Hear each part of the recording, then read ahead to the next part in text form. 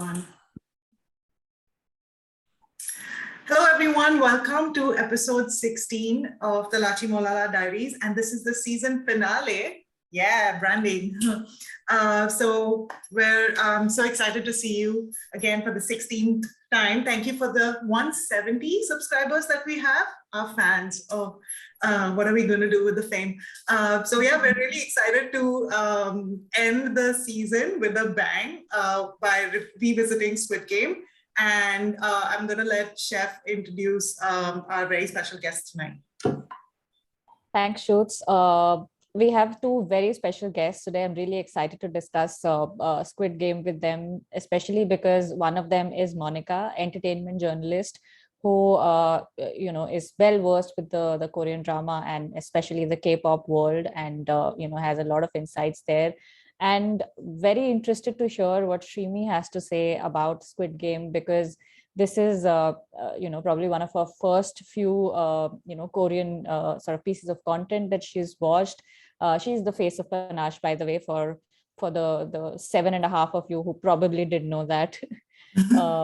We would right away jump into the segments, starting with you, Monica. Tell me, what for you was the most heartbreaking moment of Squid Game? Thank you guys for inviting me. I think one of the reasons I didn't watch the trailer is because someone had told me it's a survival show, and I try to avoid thriller titles in general, the trailers, and I just jumped into it. And 9 hours later, I was just like, I needed a breather. But I have to say, like, the one piece of scene like that, probably because the first episode itself, I had no idea like what I'm jumping into. And the moment the red light, green light game starts, and the first participant just loses, and instantly there's a death. I think that is where I gasped, because I had no idea this was the one. This is what the game was, because this is some of the as a growing up, like, we used to play statue, so it kind of like. It kind of traumatized me, like, what have I gotten into? Because I had just finished watching a show called The Devil Judge, and it was the same dystopian thriller. So I kind of like, I thought it might not be, because it was so bright in picturization, completely opposite of what it was. I think that scene probably was the craziest. I think just traumatized me the moment, and I never stopped actually. I continued until the 9th episode. Yeah. I mean, I can't even imagine getting into it not knowing. Yeah. How do you even manage to avoid all the spoilers? Yeah, I was bullied into watching it because it was everywhere. Good on you, Monica. I think that's the true sort of experience that you were able to gather. Yeah. Shrimi, what about you? The most heartbreaking moment of Squid Game? So I was told again, like Shruti said, peer pressure made me watch the show. And one of my closest friends described it as Hunger Games meet Eyes Wide Shut meets Takeshi's Castle. And I'm just like, I'll just watch it. So I did. And as Monica said, it blew my mind. Absolutely. I had no idea what is going to happen. And I'm just like, what's up? But I will get to the point. The most heartbreaking moment for me was definitely Ali's death. In episode 6, where he's been fooled or tricked, because he's such a trusting and a nice guy, into the whole marble. The game itself was devastating, right? In episode 6, I was just even the other girl with the girl from North Korea, like, and her partner. It was a very emotional episode for me. And once you start watching the show, you're like, okay, fine, they're gonna die. Okay, like, people are gonna die. This is gonna happen. But this one just literally tore your heart apart, right? Like this episode especially. That was, I think, personally, at least that really, really broke my heart in a lot of ways. Not imagine, because I didn't think I have a heart, but I do actually. Nice. So I won't talk about any particular scene or episode or game that broke my heart. I think the whole premise of the show was extremely heartbreaking for me, because to begin with, because no one wants to be told they're wrong for enjoying what they enjoy. And in this show, murder is fetishized so badly because, of the income inequality and the wealthy class doing what they do best. So exactly. Yeah. So it's like the writers of the show were so unironic in telling us that, look, you're no less than those wealthy class people on top sitting and, being just spectators of this brutally horrific show. And it just made me think that, fuck, this could be us. We could be one of the participants, because I sure as hell cannot be the organizer, only because I don't have that kind of money. But in the future, if this is the case, which of my closest friends will backstab me at the end to survive? And also, which of the rich people I know will be organizing an event like that? So just thinking about that, like that whole scenario in my head throughout the 9 episodes was extremely heartbreaking for me. What about you, Chef? You haven't basically, you thought of which would be the friends that would backstab you, but not the ones that you may backstab. Like if there's a Marvel game. It's a game of survival level of, like, we all will be thinking about how to live, right? Like how to save our asses. So when I was watching the show with Betsy, special mention, shout out to Betsy. Betsy actually, when Ali died, by that episode, she was so heartless that she's like, this fool died, he deserves to die, he's such a fucking fool. So yeah, exactly. Betsy, I don't know you. Sorry, Srini. But I think even for me, the heartbreaking moment was right after that, right? To me, actually, it wasn't Ji Young's death. Actually, it was the part where Kang Se-byuk and the North Korean defector and the other girl Ji Young, when they start talking, because Ji Young decides, I'm going to sort of take charge. This is how this game is going to be for us, which is that we are going to sit and chat. There's not going to be beer or chakna, but we are going to get to know each other. To me, throughout, I think I was the most engrossed in that show, because I have this tendency to sort of fast forward things, especially with K-dramas. I just didn't touch my remote throughout, that particular segment. This was it's like one of those dystopian before sunrise, like if Richard Linklater sort of just flips a switch one of these days. And they're having this chat. She's telling, and you almost want to do those things, like how every time Jeong would be like, okay, fine, you know what, once we get out of here, we'll do it. Oh wait, only one of us can get out, if at all. And then obviously what happens later on as well. So I think to me, just every time she would say, once we are out of here, we are going to do all these things that you've planned to do. And in the next second realizing, and it's not like she's doing it on purpose, she just gets really excited and invested in the other person's story. So I think to me that entire piece was just really heartbreaking. It was strangers who are having a moment and they know that there's nothing that's going to happen after this for us. So there's no trilogy here. There's no before sunset. There's no before midnight. I think that really broke my heart. It's not like the next segment is going to sort of balance this. We just get another, we just get sort of a leg up on and discuss the most haunting moment from the show. It could be sort of an audio clip, a visual that really haunts you, or a dialogue that sort of really scarred you or stirred you up. Again, starting with you, Monica. I think, like you mentioned, Se-byuk and Jeon's moment where it was very heartbreaking. I think one of the reasons I felt was very heartbreaking until the last episode, you kind of feel like 001, basically the oldest character. You kind of felt for him. Absolutely. One of the reasons I felt like that was that episode where one has to like survive after being a group for the longest time. I think that is where I was like, maybe that was it. I think apart from that, I think red light, green light, the voice I think keep hearing in my sleep also these days. It's constantly that, it's everywhere. Everyone is making the reels. And it's just, I cannot get rid of that voice from my head. I think that is one thing. But the most haunting, I would say, would be, I think when Sang-woo kills Sebyok, and I think it was so haunting for me. I was like, I couldn't believe that happened. Just, I was like, maybe he couldn't survive, but then I realized, yeah, he's the lead actor. He'll probably be there until the last episode.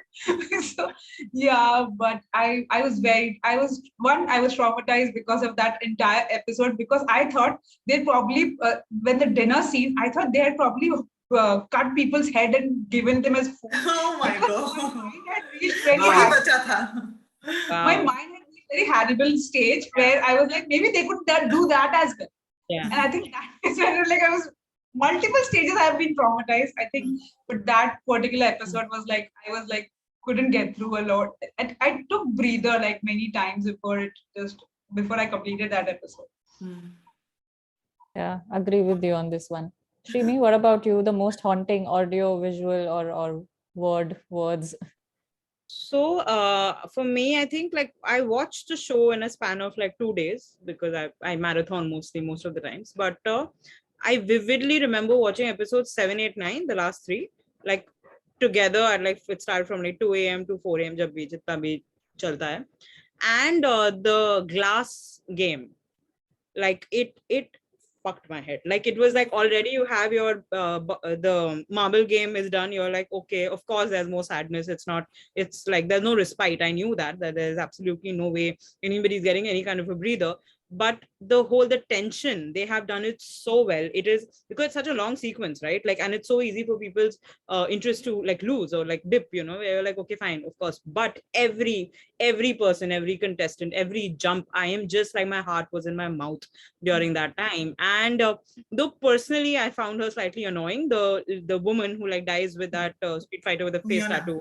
Yeah. I don't, but yeah, when they like die together, when she pushes him and herself to her death, I was just like, it was completely unexpected. I did not think this is going to happen, or this is how their story is going to end. I thought she'll push him or he'll push her, it'll be some random shit. But I really didn't think there's going to be a Romeo and Juliet ending to like such like toxic people in general. It was just, yeah, it was that game was, oh my God, every like that whole sequence was just, my heart, I forgot to breathe, I think, at that time. I was just like, what is happening right now? It's crazy show. I love the famous last words though, like the basically the 3 words that she said before she actually took him along. Yeah. It was just like, I'm there for you. Like way to crush a man's ego and heart at the same time. Yeah, just like that's the last thing he's going to hear before he dies. It's like, beautiful. Yeah, serves you right. Yeah.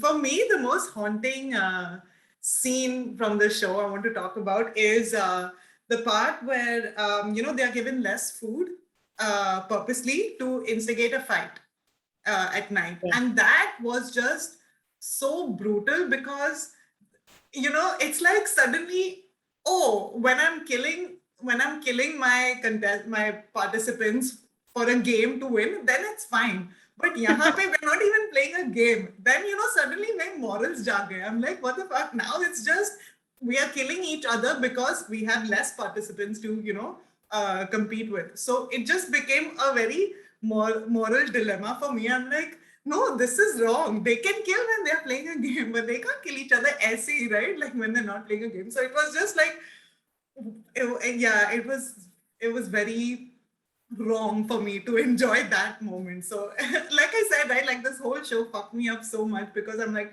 am I one of those bad people? Am I just a spectator? Am I a bad person for enjoying this show? So it was bringing up all those thoughts in me, and that scene haunted me the most. Like, why are they killing each other now just for fun, right? And enjoying this. You could see that they're enjoying killing each other. So that was horrible for me. That was haunting for me. What about you, Chef? Yeah, and now that I think about it, even the way it was shot, right? You had those throbbing lights, the flashlights. It was just very brutal. Disturbing. Just yeah. So I think for me, the most haunting part, I was discussing this with you, I remember a few days ago, where the staff has got the doctor in and the doctor is helping them sort of, get some of those dead people's organs out for to sell. And then they're talking about, I mean, for them, it's just business as usual, right? This guy's complaining about bad service or like sort of bad infrastructure, that yesterday you gave me a body, but it was actually somebody who was alive, and you know how tough it was to sort of get do my job when this person is flailing about their limbs. And the way they just like go about talking about it as if they're talking about a bulb that was not working and it was flickering while I had to do a job which required lighting. And then it goes into this whole thing of cut to the next scene where this guy confronts the romance is a bonus book second lead. I also don't remember names. Yeah, How do June. the police, hot the cop. police guy, Yeah, the hot cop. Hot June, cop. Yeah, the hot cop, he confronts him and he says, the guy that you killed, his second, whose kidney you were sort of taking out, his second kidney is here. And he says, no, it was actually a woman. We know this because we took turns raping her, which they in the subtitles mentioned, we took turns having sex with her instead. Yeah. It's just like interesting that you brought that up. Remember, we had this conversation, Chef. In Canadian subtitles, it actually said we took turns doing her. Yeah, not having sex. Anyway. So I mean, more on the whole subtitle outrage, I guess it's all for the right reasons, for sure. So I think for me, here what stands out for me is the fact that here's a series which has so many disturbing visuals and haunting audio, like that red light, green light music that plays, and the theme. And yet the one thing that haunts you the most, at least in my case, is the one where they leave it to your imagination. You are imagining a doctor taking somebody's organs out while that person is still alive, and there is staff around, all masked people, and they just leave you to imagine that scenario, and again what happens after that as well. I don't think I'll ever be able to forget that. It's just yeah. Shout out to the cop for just like witnessing so many murders and just not doing his job at all. Like, yay, what a great detective. What a great Director, that is what the director, but no, I mean, on a very serious note, I think maybe in the second season there'll be some some weightage that would be given to this, but I genuinely felt for somebody to enter that world where they're not a participant, they're not sort of a cog in that wheel, for them to observe from a cop's point of view who knows all of this is wrong. And no, and not being able to do anything. Like every night he just goes back and he just makes notes on his phone. I think, I mean, imagine what was going on in his mind. Uski mental health ka socho. Because there's not enough context to like what exactly happened with his mind as well, because he was just a red suit man for throughout the episodes, and he was on one of the highest goals, his priority was to find his brother.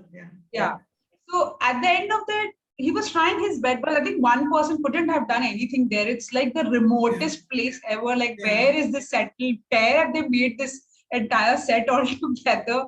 Goodness, just So I felt for him for the most times, especially when like he confronted.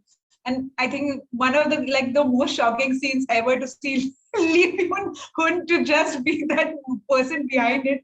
Oh my God, I think that was like a pretty interesting. Do you think there should be a second season? It's a very debatable topic for me. There better be, I think there should be. There's a lot he of turned around. He turned around. He didn't go. He didn't take his flight. So, I think there will be a second season based on the world events. Like if the world fucks up even more, then the writers will be like, yeah, the world is so fucked up. We need more fucked up content, right? Like, I saw a tweet about this, which was like, pandemic. Hollywood is making like happy Hallmark movies. Korea, Squid Game. So I think if we get another plague in the next 1 or 2 years, apart from COVID-19, then for sure we'll get season 2, 3, season 10. That's it. That is all we need for a season 2 to come, is another plague, definitely. I also want to note that the red light, green light doll looked like fucking Papi Gudia on like cocaine to me, because that movie, when I was a child, it's a Karishma Kapoor movie.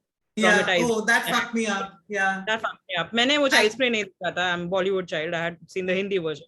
And then I saw this show. I was like, why do they do this with dolls? Why do they make them? I hate dolls. I hate dolls.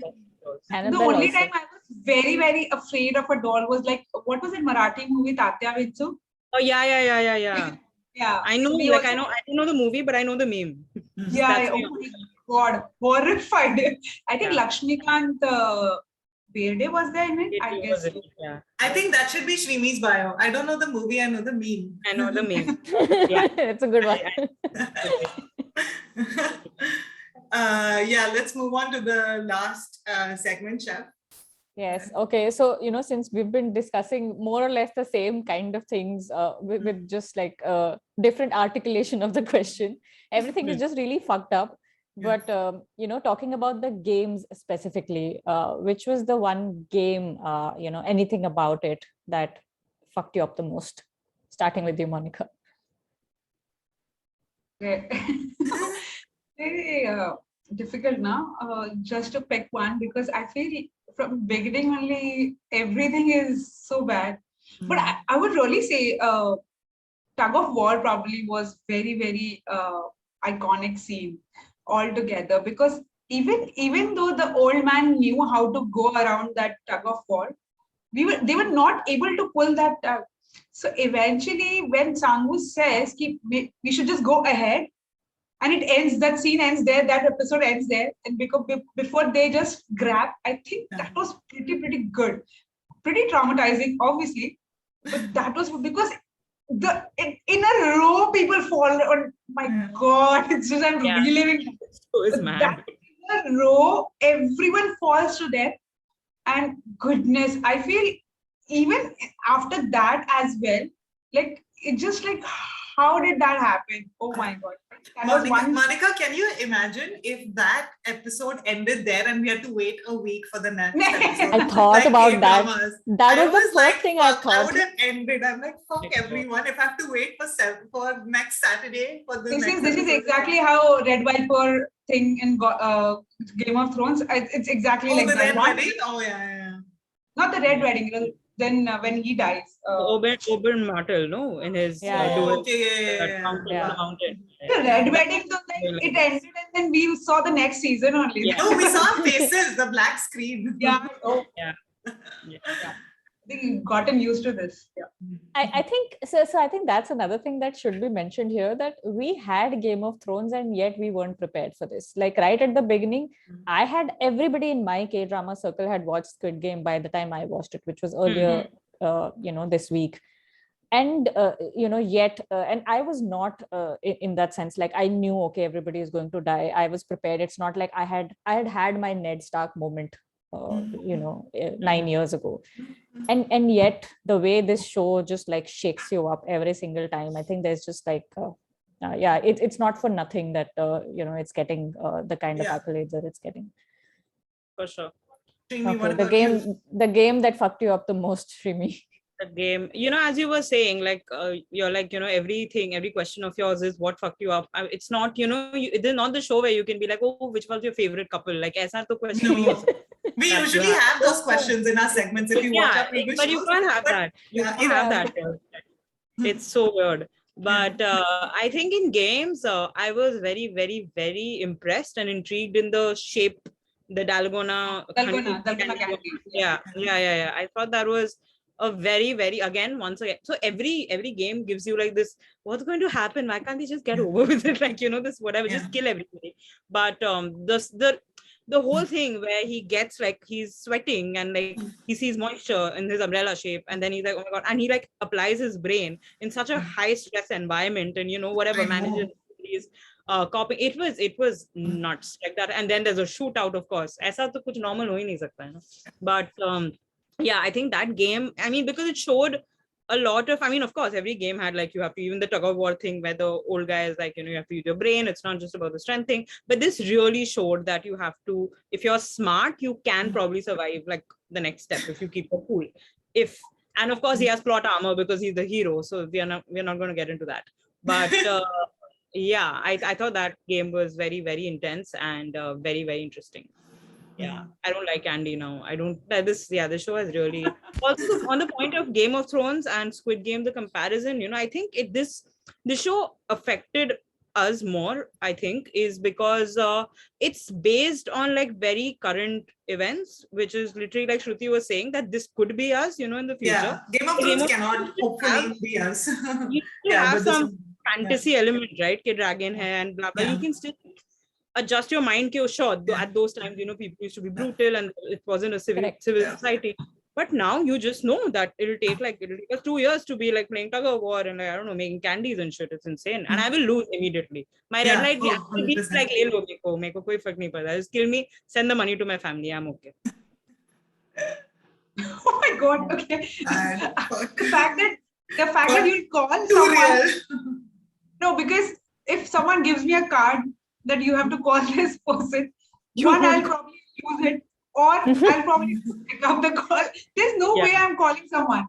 yeah, It's that's also. I would text them. half I'll of be my like, end. hey, you up? Good time to call. Chef would be good time to call. Yeah, I'm most likely to do that. I'll for me, any games that require banking upon your teammates stresses me out a lot. So if it's an individual game like Dalgona Candy and Red Light Green Light and the actual Squid Game, right? Like that I can still handle because I know this is all dependent on me, and if I fuck up, then it's my fault. If I'm dying at the hands of my stupid fucking team members, right? Like that will piss me off a lot. And this goes way back to my MBA days. When I did MBA, fucking all my projects were group projects. Okay. And towards the second or third semester, I kind of gave up. I told all my group and everyone in my class, if my MBA batchmates are watching this is for you. They would want to be in my group because I would end up doing all the work because fucking my grade is dependent on your work, right? So at the end, I would just tell them, you know what, just don't do anything. Let me do the whole thing because I want my A.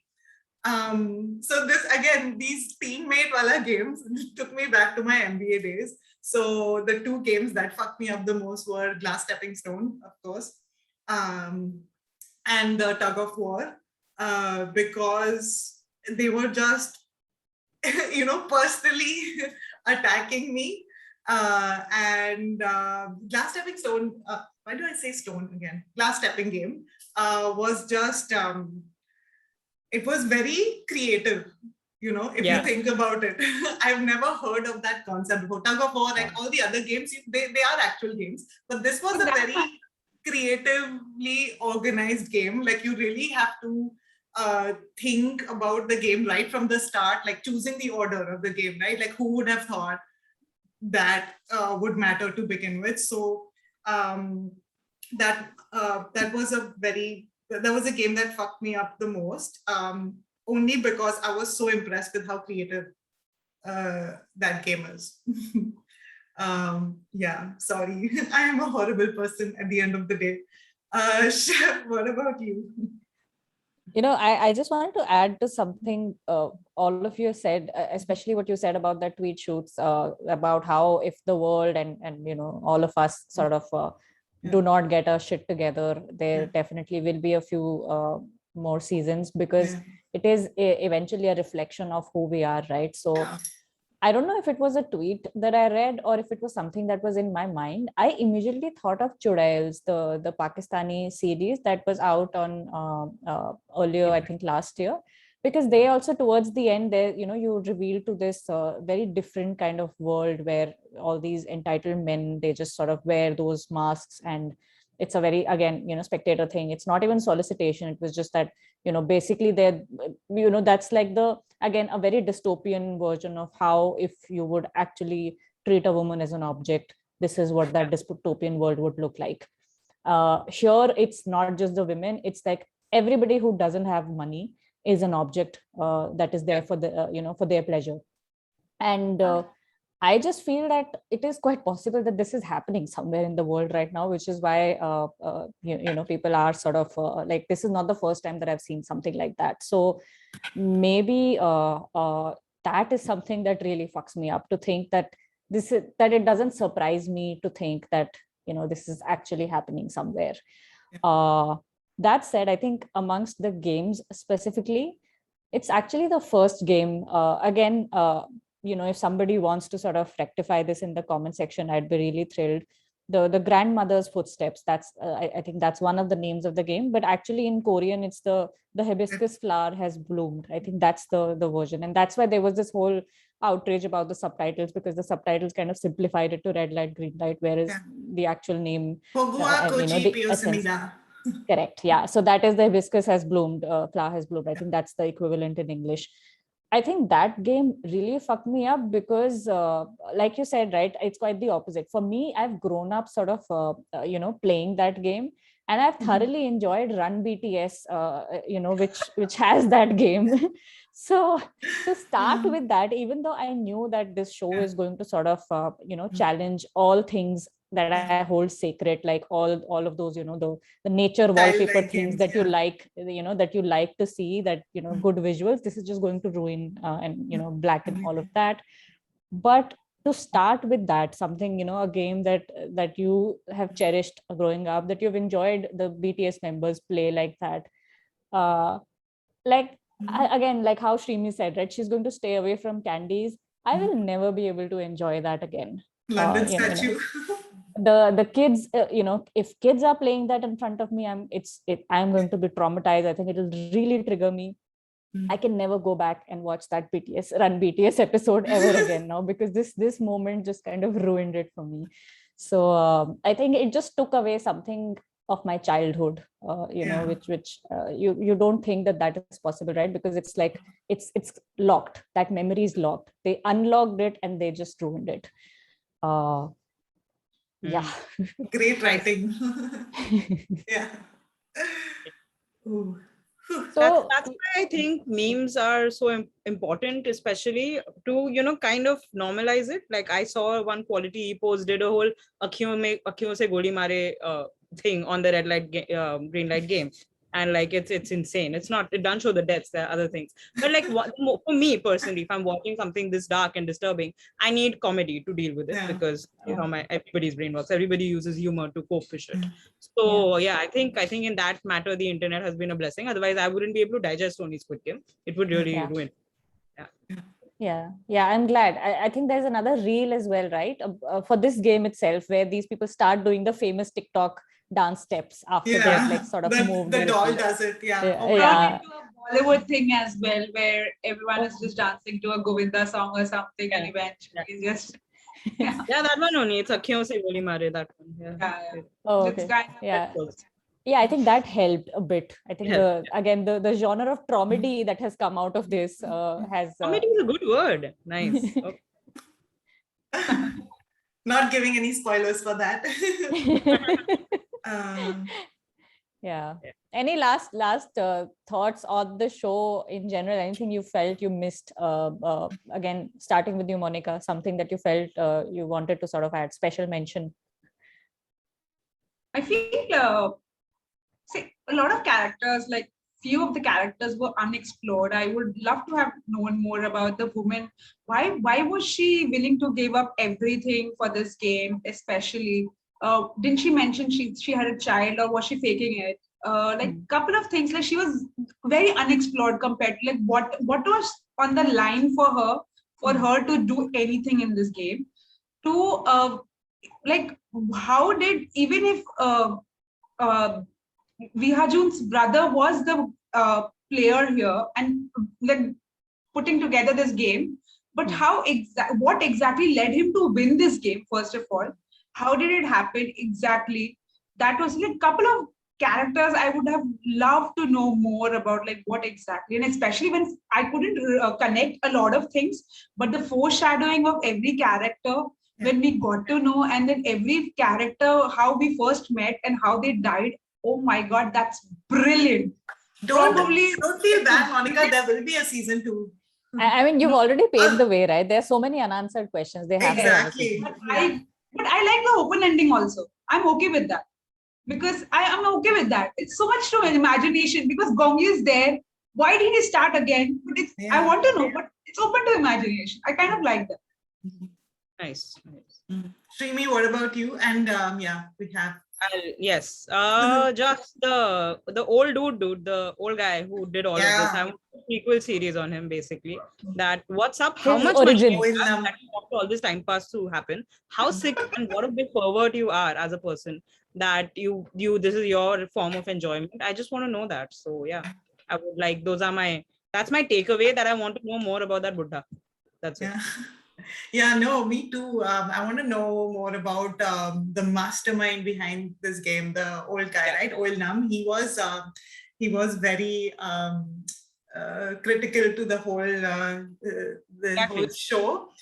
Definitely more about him, and yeah, even the front man, right? The mask guy. I want to know his story and his brother's story. And like Mon mentioned, Gong Yu. I want to see more of Gong Yu. Shimi Gong Yu is the train guy. Oh, he's so The one who brings those blue and yellow, blue and red, and what? Yeah. Yes. Yeah. I remember the Vulture headline. Do you want to be slapped by him? I was like, Yeah. So Yeah. yeah, totally. I want to see more of Gong Yu only because I love Gong Yu. And yeah, that's it for me, Chef. What story? Yeah, I think, I like to sort of see things sort of, closure is a very big thing in my life. So I want the hot cop to survive and to expose all of these people and for all the bad guys to get punished, really. And yeah, that's pretty much it. Okay, Awesome. then. Thank you. This brings us to the end of our episode and our season of Lachimolala Diaries. Thank you for joining us for 16 whole episodes. Hopefully, we will be back. We should have thought of a open-ended question right at the end of the episode for our viewers to come back. But no, I think we will be अपने back. बाल लाल क्यों किए? Comments में लिखिए. Yeah. Yeah. I also want to, if if any of them decide to watch this, also a shout out to all the guests and the repeat guests and the resident guests. Yes. You know who you are, that we've had through the last 16 episodes. I think we've found our own sort of tribe here. We're already, like Shoots and I, we're already planning an In the Soup with some of you all. Probably there'll be 2 more added to that list after this episode. So thank you to all of you. I think we found some really nice people through the course of Lachimolala Diaries, and I think some of them we can safely call friends right now. And I'm sure that they will have another appearance in season 2 as well, as and when that happens. Yeah. Awesome. Thank you so much again for joining, and we love you. And like, comment, share, subscribe, hit the bell icon, comments mein likhiye, whatever you want. Comments में, actually that's a good one. Please write in the comments why the guy dyed his hair red. That's brilliant. There are many theories also. Squid Game theory, Google कीजिए 50 चीजें निकल जाएंगी. So you will have lots of. We don't have enough time. Yeah. So you please write your theories in the comments. It'll be fun. Okay. Yes. Let's end the episode. We have about 1 minute with forming a shape from the Squid Game. So I'll go first. No. Are we doing? How do I do? Yeah. All I know. Just a little up. Okay. No.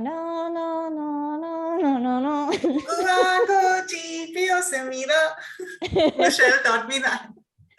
Okay. Bye, guys. All right. Bye. See you. Thank you so Bye. much. Thank you. Take care. Good night.